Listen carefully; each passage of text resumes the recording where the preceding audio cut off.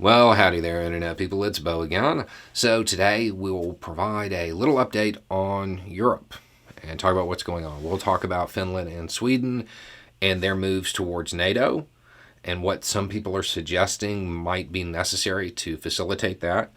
We'll talk about U.S. diplomacy and what's been going on there. We will talk about the offensive in the East and how that's going. And that's where we're going to start. The Russian offensive in eastern Ukraine is not moving, not really, making very small gains that aren't really that significant. So much so that the U.S., they've said that the offensive is failing their term. I don't know that that's the right term to use. Failing means like it's going to end soon. I don't see that. The attacks are continuing. They're just not moving anywhere. So I don't know that throwing the term failing out there is a good idea. It might lull people into the belief that this is going to be over soon, and I don't see that. I do not see this offensive ending quickly, and that's kind of the tone that's being thrown out there. The attacks are continuing, they're just not really gaining ground. It's not going well for Russia, so much so that there is now debate over whether or not what we've seen thus far is just a softening effort, a diversion, or whether or not the diversion everybody's ignoring is actually the main attack. Throughout this conflict, I have not really sang the praises of Russian military prowess, but I would be really surprised if this is the best they've got.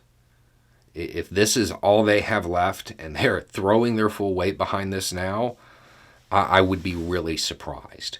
To me, it seems like it is disorganized to the point that they're not capable of executing anything, and that's something that could change. And if it does, everything else changes with it.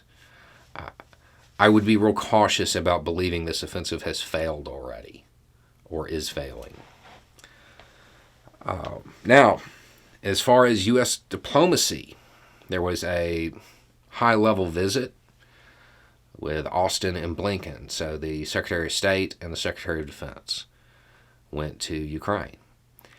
They made it seem as though there might be kind of a limited embassy reopening there soon. And they committed to more military aid, a little more than $300 million, but this is different. This is financing, not direct equipment. This is kind of co-signing a loan so Ukraine can go out and get what it needs. It looks like about half of that money is going to go to purchase ammo.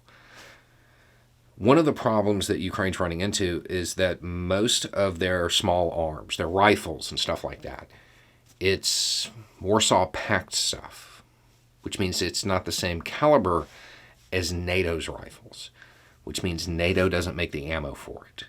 So it's hard for NATO to produce a lot of the ammo they need because they don't make it.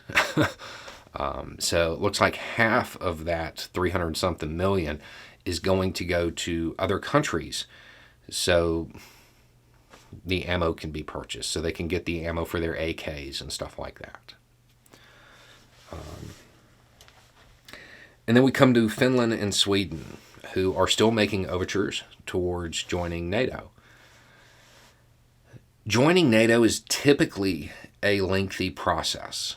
Now, a lot of that can be kind of skipped over and it can be expedited because this is two countries that have often trained with NATO. So there's already common ground. They're not going to have to bring them up to standards or anything like that. They're fine. But one of the things that is being brought up that I find interesting is, Russia is already kind of grumbling and making threats and stuff like that, saying, oh, we're going to put nukes into the region. They already have nukes in the region. That doesn't even matter. But The threats are leading people to suggest that as soon as Finland and Sweden apply, that they are granted security guarantees. And this is something we've talked about in other videos, the difference between assurances, which is what Ukraine had, and a guarantee, which is what Ukraine wanted when the Budapest memos were signed. An assurance is, we'll help you out if something happens. How much? Well, we'll figure that out when it occurs. A guarantee is, you go to war, we go to war. There are people who are suggesting that they go ahead and extend that as soon as they apply to dissuade Russia from attacking. One of the ways that they've suggested doing this is taking the EU treaty, which has assurances, and basically saying that, from now on, those are guarantees, and kind of forcing a mutual defense pact where one really doesn't exist, but they're just going to say it does for the time being until their NATO membership is approved.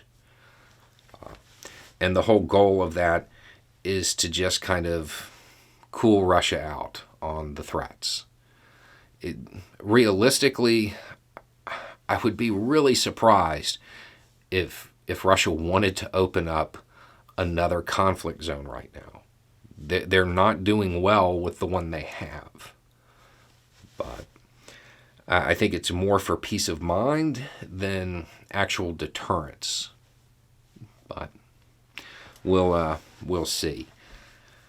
So this is where we're at. Everything else has pretty much been going the way you might expect. There's more partisan activity in areas that Russia controls. Other than that, everything's relatively static. The talks between Russia and Ukraine, at this point, they're not going to go anywhere, more than likely, until this offensive is finished one way or another. Because right now, both sides want to kind of gain some leverage and some advantage from however that plays out. So it's unlikely that either side is going to push for any real closure to those talks until the offensive is resolved. So that catches you up for the weekend. Anyway, it's just a thought. Y'all have a good day.